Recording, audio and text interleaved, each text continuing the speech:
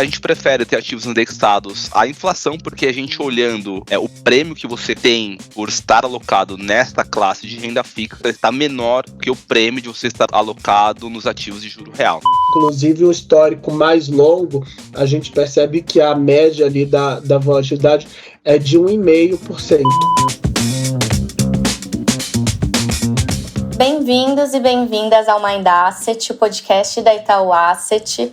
Eu sou a Clara, do time de comunicação, e hoje o nosso tema é renda fixa. Amanhã é dia de decisão de política monetária aqui no Brasil e as expectativas do mercado giram em torno do início do ciclo de corte de juros, né? Então, para nos ajudar a entender mais sobre esse movimento e sobre como ele se reflete nos investimentos de renda fixa, hoje eu conto com a presença do André Fialho, que é analista de renda fixa da Genial Investimentos e também responsável pela carteira recomendada de renda fixa da casa, e do Kaique Cardoso, que é especialista de ETFs aqui da Itaú Asset. Então, André, seja muito bem-vindo ao Mind Asset, é um prazer poder contar com a sua presença aqui. Muito obrigado pelo convite, vai ser um prazer discutir aí sobre renda fixa, sobre ETFs, que acho que é um mercado que a gente gosta bastante aqui, e vai ser um bate-papo bem legal. Legal. E Kaique também, bem-vindo novamente, você que já é figurinha carimbada no Mind Asset, né? Boa, Clarinha. Eu que agradeço aqui o espaço de sempre, que sempre rende bons papos. Maravilha. Então, vamos lá. Acho que não dá pra gente começar de outro jeito, né? Vamos falar um pouco sobre cenário. André, qual que é a sua visão para a decisão de amanhã do Copom? A gente sabe que as expectativas são de corte da taxa Selic, mas qual seria a intensidade desse corte? O que vocês estão vendo por aí? Na nossa visão, o cenário macroeconômico local, no geral, melhorou bastante, tá? A gente teve importantes aprovações, né? A gente teve a aprovação do marco fiscal, a gente teve discussão sobre, né, a reforma tributária que está tramitando no Congresso, a gente teve a decisão do comitê do CMN, ele manteve a meta de inflação, ele só alterou ali o ano calendário para um calendário móvel ali a partir de 2025. Então são diversas medidas ali mais na parte fiscal, a parte de decisões do Congresso, que foi bastante positivo. E um outro fator muito importante, que é o que acho que é o grande cerne da questão, é a inflação, né? Tanto a inflação corrente, né? Se a gente observar os últimos dados de IPCA corrente, quanto os núcleos de inflação, ambos vêm arrefecendo numa intensidade bastante considerável. Só tem um ponto ali de atenção ainda, né? Se a gente for pegar o último dado de IPCA, a gente vê que a inflação de serviços continua rodando em um patamar um pouco acima do que o Banco Central considera saudável, né? Se a gente pega a inflação de serviços, ela está rodando por volta de 6,2% ao ano, que ainda é bastante elevado. Mas, no geral, na nossa visão, o Banco Central vai iniciar seu ciclo dando um corte de 0,25 e nas próximas reuniões ele começa a aumentar esse pace, um pace de 50 bips de cortes na taxa Selic futura, tá? Então a gente tem um cenário bem construtivo, a gente vê, né, que a inflação, como eu disse, os núcleos começaram a ceder, e a inflação de longo prazo, né, se a gente pegar ali, por exemplo, o que tem de IPCA para o longo prazo no Boletim Focus, né, 2025, 2026, ambos já estão muito mais próximos do centro da meta do que se a gente for pegar no início do ano, né? Então ele rompeu aquela casa dos 4%, o que era um desafio, e esse desafio foi concluído com sucesso, né? Mostra que o Banco Central está sendo bastante efetivo ali no controle da inflação. Mostra que acho que o cenário de corte, né, de uma política monetária mais expansionista vai se iniciar no Brasil a partir de agosto. Certo. E Kaique, até indo para um ponto prático aqui, né, e de dúvida também dos nossos investidores, aqui na Itaú Asset a gente tem 4 ETFs de renda fixa na prateleira. E a grande pergunta é, como é que esse ciclo de corte de juros pode afetar os ETFs de renda fixa de uma maneira geral? Como que você explica isso daqui pra gente? Legal, Clarinha. Bom, eu acho que sempre que a gente pensa em ciclo de queda de juros, isso deveria ser uma boa notícia para a renda fixa de uma forma geral, né? Imagino que não é toda a audiência que teve a oportunidade de estudar um pouquinho sobre isso, mas quando a gente começa a estudar renda fixa, um dos primeiros conceitos que aparecem lá é PU, né, que é o preço unitário, e a taxa, e eles têm movimentos inversos, né? Então, conforme a gente vê as taxas caindo, o preço deveria subir. Então, para aqueles ativos que são marcados a mercados, como os ETFs, né, isso deveria ser uma boa notícia, né? É óbvio que quando a gente pensa, né, nesse movimento, a gente tem que considerar também que já houve uma precificação do mercado para onde que a taxa de juros deveria ir, e isso já traz um impacto sim na precificação dos títulos, mas um estudo que a gente rodou e a gente disponibilizou, inclusive no nosso blog mais recente, que faz uma análise dos últimos ciclos de queda de juros, e aí considerando a partir do ponto em que o Copom começou de fato a cortar os juros. E olhando para o passado, o que a gente pode aprender, né, que é um comportamento comum e que sempre aconteceu, principalmente nesses últimos ciclos de queda de juros? São essas classes que a gente tem hoje nos ETFs, seja de pré-fixado, seja de juro real, em diferentes tipos de duration ou prazo, se beneficiando principalmente acima do CDI. Então é muito comum a gente perceber esses movimentos trazendo uma precificação positiva, um carrego positivo para a classe, né?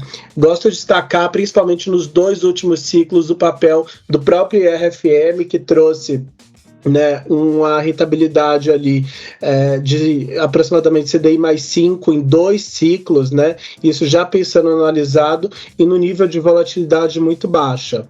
E aqui é super importante a gente pensar também no nível de risco que cada um dos ETFs pode oferecer. Então, se a gente fala do IB5M11, por exemplo, que tem uma duration mais longa, ele vai ter maior sensibilidade a esses movimentos, seja para cima, seja para baixo, né? E isso é uma coisa que a gente já consegue inclusive identificar, principalmente se a gente olha a performance nesse ano, que foi o ano de bastante reprecificação da curva de juros e que o IB5M11 foi o que melhor capturou todo esse movimento, tendo um retorno aí na casa dos 13%, né, nesse ano. Legal, super claro aqui pra gente. Além, né, propriamente do corte da taxa de juros, da dinâmica que vem se discutindo recentemente, a dinâmica inflacionária, ela também está bem em voga, até como o André comentou aqui já. Agora, a minha pergunta é, com o corte, né, o início do corte da taxa de juros, André, você vê espaço para alguma pressão na inflação à frente também? No curto prazo, a gente não enxerga essa pressão acontecendo. Mas se nós pegarmos o histórico inflacionário brasileiro, né, a gente faz alguns estudos aqui, né? A gente pega, por exemplo, o que tem projetado, né, a gente pegou o histórico, o que tem projetado de inflação no Focus, compara com a inflação efetivamente realizada. Normalmente, historicamente, na média, o Focus ele acaba subestimando a inflação. Então, basicamente, a gente consegue concluir que a inflação brasileira ela tem uma característica de surpreender para cima, né? Então, ela, na teoria, surpreende negativamente.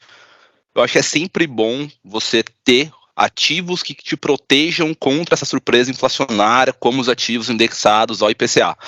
Então, assim, a gente não, nesse momento, né, olhando os dados ali mais no detalhe de inflação, a gente acha que essa inflação vai tender a ficar mais próximo do centro da meta ali a partir de 2025. Mas ali para frente, né, a gente sabe que a política monetária é cíclica, né? Então, se a Selic realmente for para próximo dos 9% ali até final do ano que vem, isso possivelmente, né, ali na frente, pode ser que gere uma pressão inflacionária nos valores de IPCA, mas ainda não é o nosso case, tá? Só para deixar claro, mas eu ressalto novamente a importância de você sempre ter ativos, né? Aí dependendo do ciclo econômico e monetário, você ter uma alocação tática maior ou uma alocação tática menor em ativos indexados ao IPCA. Uhum. E Kaique, você falou também bastante de duration, né? Como que é esse impacto ao longo da curva. E agora falando de inflação também, como é que esse contexto deve se refletir especificamente quando a gente fala dos ETFs que possuem os títulos indexados à inflação nas suas carteiras? Maravilha, maravilha. Aqui a gente tem 2 tipos de ETFs, tá? A gente tem o RFM11, que ele basicamente vai ser juros nominal, ou seja, diretamente a inflação aqui tem pouco movimento de precificação direto, né? É óbvio que a curva de juros ela se move também de acordo a pressões inflacionárias, mas não é aqui onde você vai ver de fato o impacto tão direto como a gente vê nos ETFs de juro real, no caso aqui, os 3 que a gente tem, tanto o da duration mais curta, que é o B5P211, até o da duration mais longa, que é o B5M11. Nesses daqui, todos eles têm uma dinâmica de precificação que ela é muito similar. Ela vai ter um componente de juro pré-fixado e um componente de inflação. Até por isso que a gente chama de juro real. É como se você estivesse olhando os juros já descontado com o que seria essa expectativa de inflação futura. Então aqui, né, é importante entender que sempre que você vê uma surpresa de inflação para cima, esse componente daqui deve se valorizar, né? E quando a gente vê movimentos de deflação ou inflação para baixo, esse tipo de investimento daqui deve tomar o sentido contrário de desvalorização. Então, mais ou menos assim que funciona. É óbvio que aqui a gente precisa sempre considerar que eles estão precificados à expectativa de inflação mais à frente, inflação futura. Então, não é tão simples ao ponto de imaginar que surpresas tão para cima ou tão para baixo vão ter um impacto tão direto em cada um deles, né? É importante aqui considerar sempre qual que é o prazo dos ETFs que a gente está olhando e como que a inflação ou notícias de inflação, como arcabouço fiscal, outros pontos importantes aqui do ponto de vista mais estruturais de saúde pública, de governo, saúde pública que eu falo das contas públicas, tá? Só para deixar claro. Acabei sendo um pouquinho mais rápido. Mas esses pontos daqui, obviamente, eles são considerados em toda essa precificação da curva de juros. Certo, e aí o André trouxe o ponto até da alocação propriamente, né, de um portfólio. Eu queria puxar esse gancho para falar sobre a carteira recomendada de renda fixa da Genial. Então, André, considerando todo esse cenário que a gente tem discutido aqui, como é que está a recomendação hoje?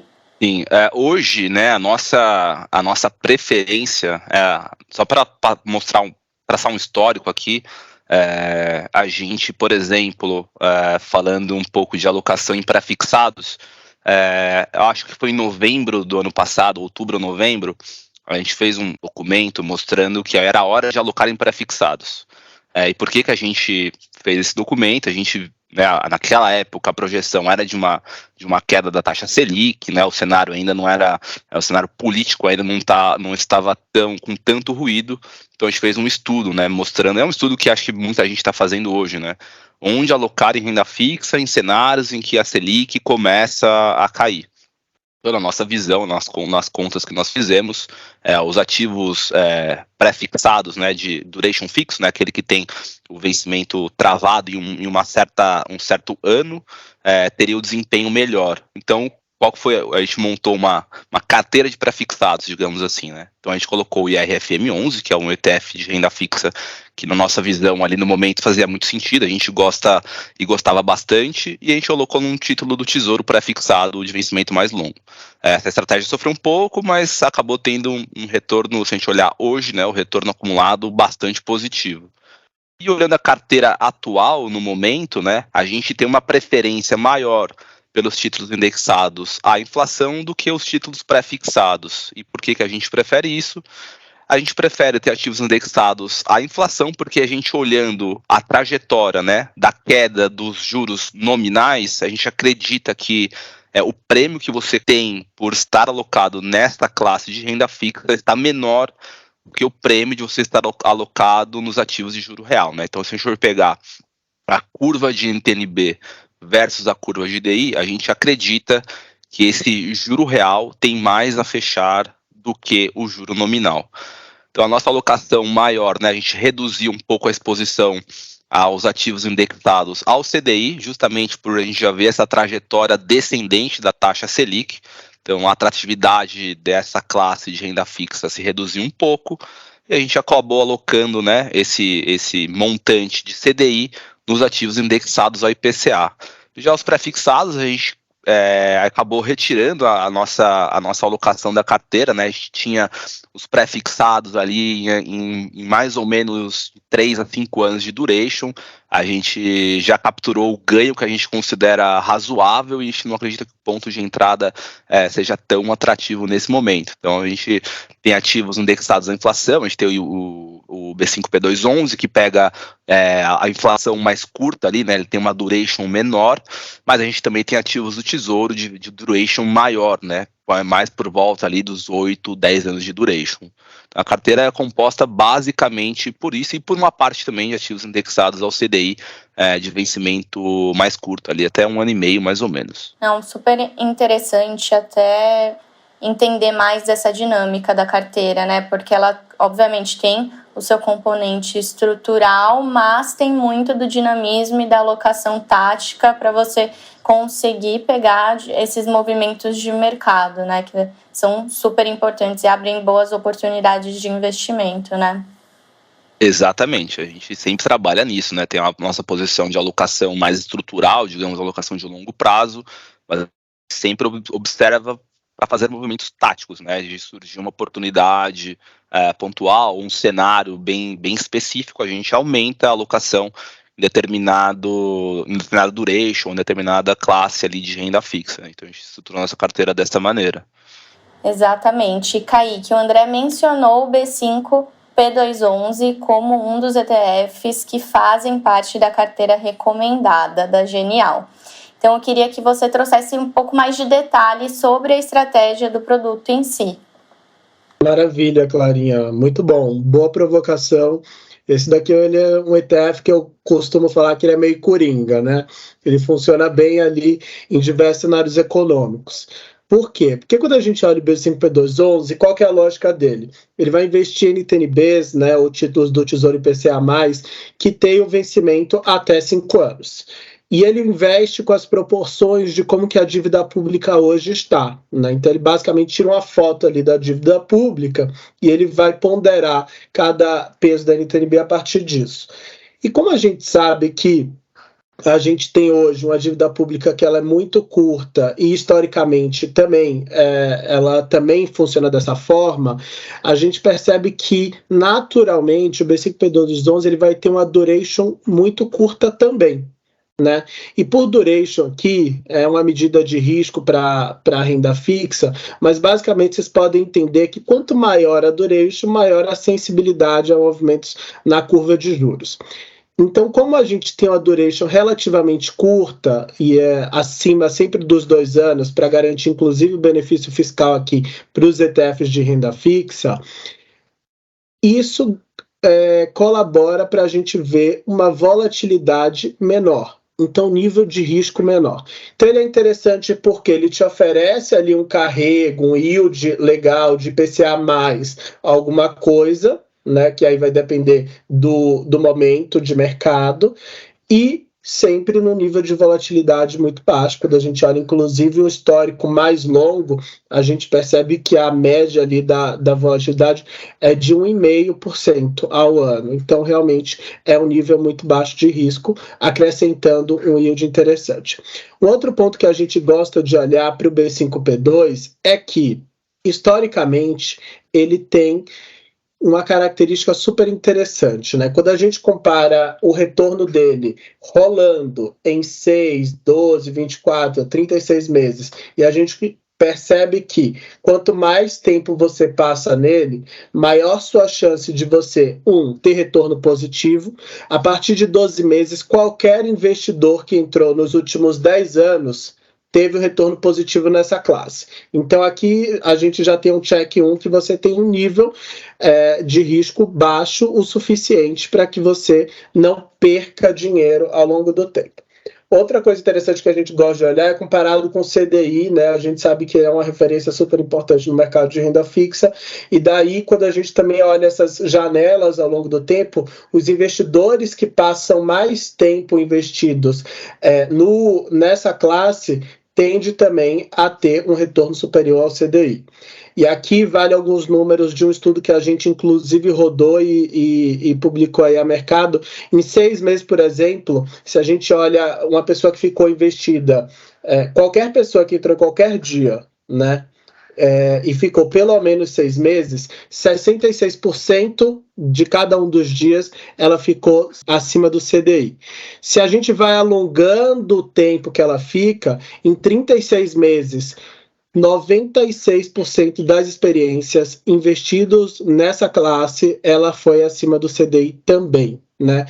Qual que é a lição que a gente tira de tudo isso? Que para o B5P2 é muito mais importante o tempo que você fica investido, então quanto maior o seu horizonte de investimento, melhor, do que necessariamente você acertar quando que você vai entrar, né? É óbvio que quando você acerta e pega sempre ali o início de ciclo, isso favorece para uma rentabilidade melhor, mas no final do dia ele navega tão bem em ambos os cenários, seja de abertura da curva de juros, né? Que aqui a parte pré ficaria um pouquinho prejudicada, mas a parte de surpresa inflacionária ajuda nesse período, seja em períodos de queda da taxa de juros, em que aí essa parte propriamente dito, que a gente já até explorou no início do podcast, ajuda nessa composição de performance.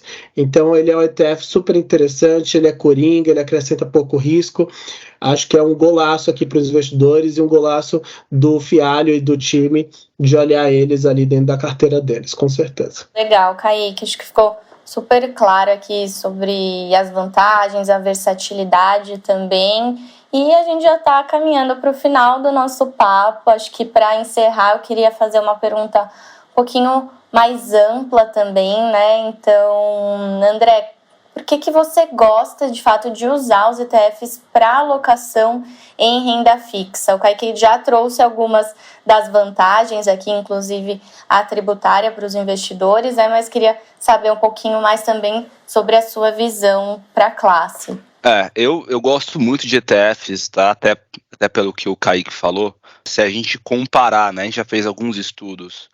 Se você investir em um ETF contra investir em um fundo que replique basicamente, né? Que tem o benchmark igual ao do ETF, por exemplo, o IMAB5, a gente vê que no longo prazo a diferença, né, de você não ter o come-cotas e ter apenas a incidência de 15% do imposto de renda lá no vencimento, faz uma diferença muito grande no retorno acumulado do investimento. Então a gente gosta bastante, além do que, né? Por que a gente também gosta? Pela dinâmica de rebalanceamento automática dos títulos, né? Imagina você um investidor pessoa física que queira ter uma composição de ativos de PCA+, na sua carteira. Seria basicamente impossível você montar por si próprio uma estrutura como a que um ETF consegue ter. Então, acho que essa é uma outra grande vantagem, né, que a gente observa com relação ao investimento em papéis em específico, né? E outra coisa, o risco é muito baixo, ele investe basicamente em títulos soberanos, então não tem aquele problema de, quero investir em um CRI de uma empresa que eu não conheço muito, mas a taxa parece atrativa. Pois tem um risco embutido muito elevado que as pessoas não levam em consideração. Então, acho que esses motivos, né, essa questão tributária, a questão de risco baixo, a questão da liquidez, né, muitas vezes você investe em um fundo de renda fixa de crédito privado e a liquidez dele é só D mais 60, D mais 90. Com o ETF, você tem liquidez em D mais 1. Você consegue fazer movimentos táticos de uma maneira muito mais dinâmica do que você alocar basicamente em um fundo. Acho que eu linkei alguns motivos aí. Eu gosto bastante de alocações em ETF no geral, tá? Não só de de renda fixa. Muito bom, Fialho. Vou até aproveitar aqui, Clarinha, e também elencar outros pontos que eu acho que são super importantes, né? No início aqui o André estava falando como que ele pilotou ali as mudanças de alocação dentro da carteira dele, e ele sair de uma classe de pré-fixado e do mais para a classe de juro real. Isso é muito tranquilo você fazer pensando em ETFs de renda fixa, que você já tem uma gestão de duration interessante ali, você não precisa ficar fazendo compra e venda de vários títulos. E também acho que um ponto super importante para ETFs de renda fixa é, inclusive, o benefício tributário, principalmente para pessoas físicas, né? Vai lembrar que os nossos ETFs de renda fixa da Itaú Asset, todos eles estão enquadrados ali na alíquota de 15% de imposto de renda, independente do prazo que você fica. Todos os cupons que são pagos, eles são reinvestidos e eles são pagos sem a incidência de imposto de renda.